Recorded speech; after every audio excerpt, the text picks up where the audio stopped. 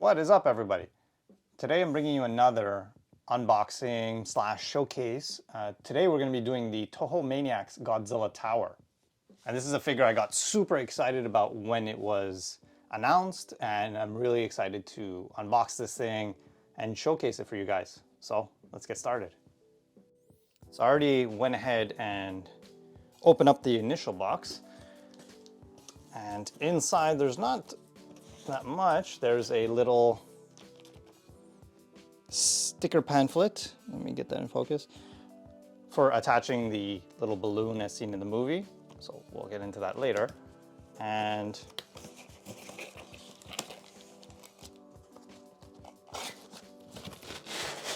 just pulls out like that. Whoa.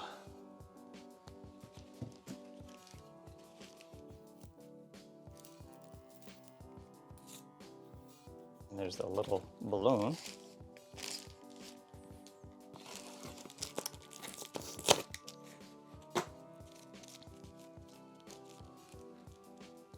I'll just lean that against there.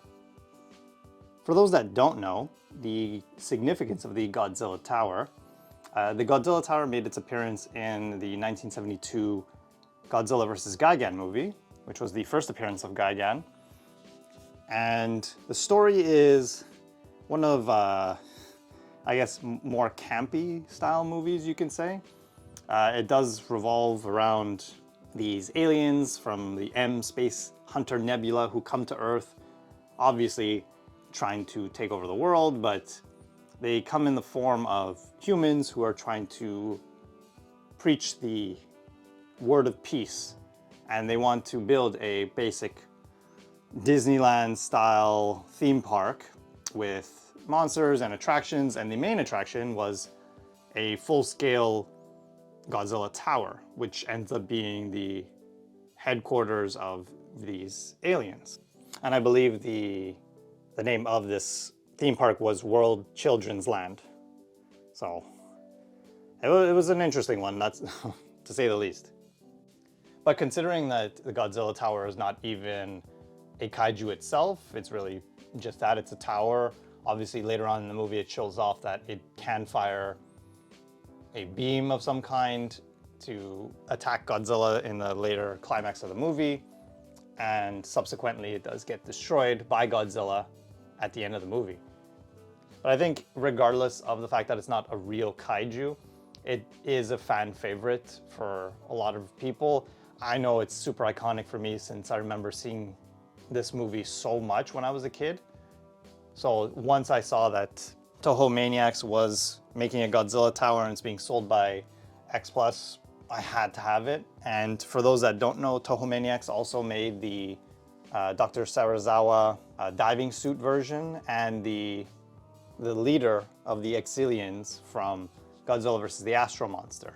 So that's about enough of the history of this guy. Let's actually get him out of his little plastic confine. It's really just a piece of tape keeping him together.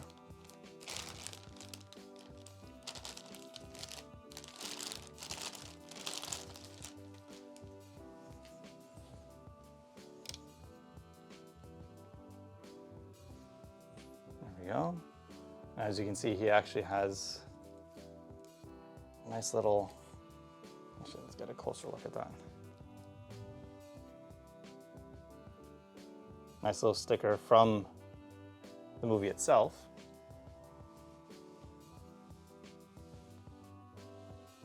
And for whatever reason, the two rows of spines, and as well the little balloon as seen in the movie. So the balloon on it itself is just a little bendy wire, and it's got a little plastic attachment here, and it's just basically supposed to fit into that tiny hole there. So if we can kind of,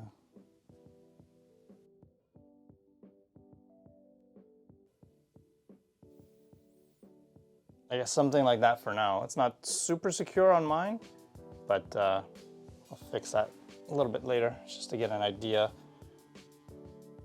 of everything.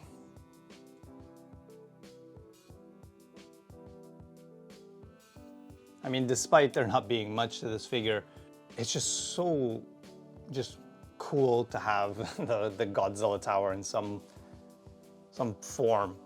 It's super nostalgic for myself, but I think he looks overall really great.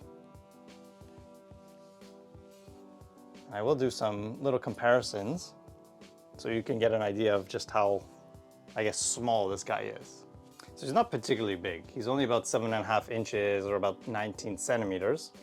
So obviously he will get dwarfed by something a little bit bigger, like the 30 centimeter Yuji Sakai 1954 Godzilla.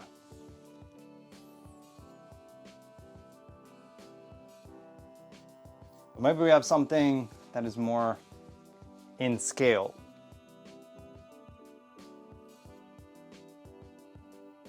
Like the SH Monster Arts Gigan, which is actually pretty close to the scale that they had in the movie. Obviously, Godzilla Tower in this movie is supposed to be exactly the same height as the 72 Godzilla. Unfortunately, we don't have the SH Monster Arts 72 Godzilla yet, but that should be coming soon. So the fact that Gigan is almost close enough to the same height, it's actually pretty in line with the scale, even if you grab something a little bit smaller, like the Defo Real Gigan as well. You can see he's not gonna take up a lot of space on the shelf.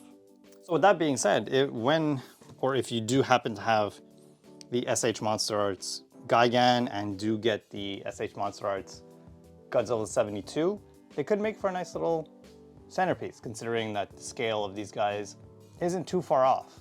Beyond that, there's not too much to this figure. I will do some nice little close-up shots so we can appreciate the nice sculpt of this guy.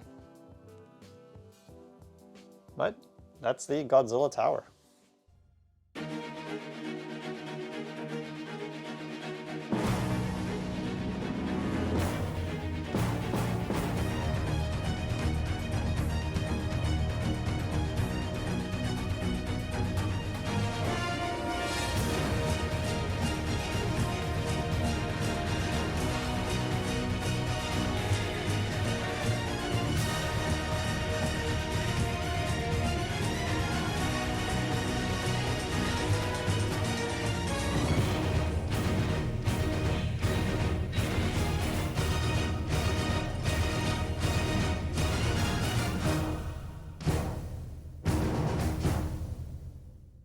All right, so that'll about wrap it up for me. I didn't want to make this a too long-winded type of video. I wanted to make something a little bit more short and sweet. Honestly, I'm glad I picked this guy up. Just another unique piece of the collection, something more nostalgic for me, for sure.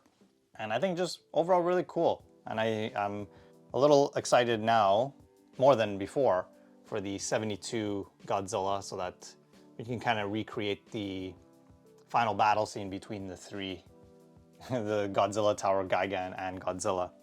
And also as a, I guess, last note, that he doesn't have his own box, unfortunately. He only comes in the brown shipping box, but that's just a little thing. Honestly, this guy looks really awesome.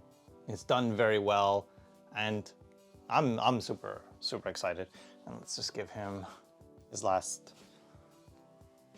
shot before we say goodbye. So yeah, hope you guys enjoyed. Let me know what you guys think, and I'll catch you on the next one. Take care.